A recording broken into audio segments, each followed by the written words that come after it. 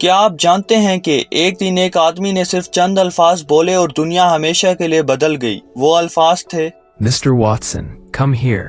I want to see you. یہ آواز انسان کی تاریخ کی پہلی فون کال تھی، اور اسی کے پیچھے تھا ایک شخص، الیگزینڈر گراہم بیل۔ 19ویں صدی کے آخر میں دنیا میں رابطے کا واحد ذریعہ خطوط یا ٹیلی گراف تھا۔ بات چیت میں دن لگ جاتے تھے، مگر بیل سوچتا تھا اگر آواز کو بجلی میں بدلا جا سکے تو شاید ہم ایک لمحے میں ایک دوسرے سے بات چیت کر سکیں۔ بچپن سے ہی بیل بہرے لوگوں کو پڑھتا تھا، اسے آواز اور وائبریشن میں خاص دلچسپی تھی۔ اسی دلچسپی نے اسے ایک انقلابی ایجاد تک پہنچایا۔ سال تھا 1876۔ بیل اپنے اسسٹنٹ تھامس واٹسن کے ساتھ اپنی لیب میں تجربہ کر رہا تھا۔ انہوں نے کاپر کی ایک عام تار کے ذریعے دو آلات، ایک ٹرانسمیٹر اور ایک ریسیور آپس میں جوڑے۔ یہ وہی قسم کی تار تھی جو اس زمانے میں ٹیلی گراف کے لیے استعمال ہوتی تھی۔ بیل نے خود ہی اسے جوڑا تھا تاکہ اپنی آواز بھیجنے کا تجربہ کرے۔ پھر بیل ایک تجربے کے دوران تیزاب کے ساتھ کام کر رہا تھا۔ اچانک تیزاب اس کے کپڑوں پر گر گیا۔ اس نے زور سے پکارا،